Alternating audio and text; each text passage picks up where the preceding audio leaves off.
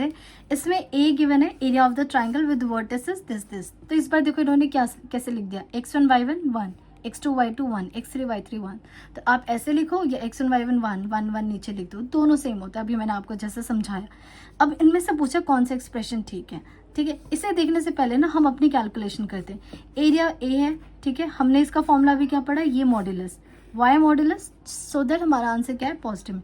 और half x1 y1 1, x2 y2 1, x3 y3 and then 1। लेकिन अब यहाँ पे देखो इन्होंने ना सिर्फ इसका वैल्यू पूछा है। क्या पूछा है, सिर्फ इसका वैल्यू पूछा है। एक सेकेंड, ये तो कुछ मिसिंग, हाँ सिर्फ इसकी वैल्यू पूछी है, यहाँ से लेके यहाँ तक। अब इस मॉड से मैं कैसे बचूँ, इस मॉड से हम कैसे लें। अब मॉड से बचने का एक तरीका होता है, देखो अगर मैं यहाँ लिखती हूँ x की वैल्यू 1 है, mod x equal to 1। If I want to remove this x, अगर मुझे इस मॉड को हटाना है तो मैं इस x को देखती हूँ। एक बात बताओ, x की क्या क्या वैल्यूज पुट करो कि 1 आएगा। तो x की वैल्यू 1 और -1 पुट करोगे तो क्या आता है, 1 आता है। तो जब भी आपको मॉड हटाना हो ना तो मॉड हटा दो और सामने वाले पे बोल दो +-1। ये एक तरीका होता है। सो हमें यही चीज़ यूज़ करनी है। Now I want to remove this mod, तो मैं इस मॉड को हटा दूंगी।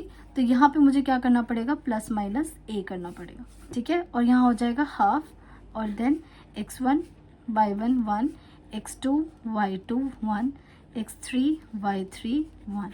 बट हमें किसका एक सिर्फ ये पूछा है, तो 2 को कहाँ भेजना पड़ेगा, इधर भेजना पड़ेगा। सो अगर मैं यहाँ से निकालूँ तो x1 y1 1, x2 y2 1, x3 y3 1 is equal to 2 इधर चला गया, a इधर आ गया एंड देन +-। सो कौन सा करेक्ट आंसर है, +-, which is B is the correct option. ठीक है, नाउ क्वेश्चन नंबर 7।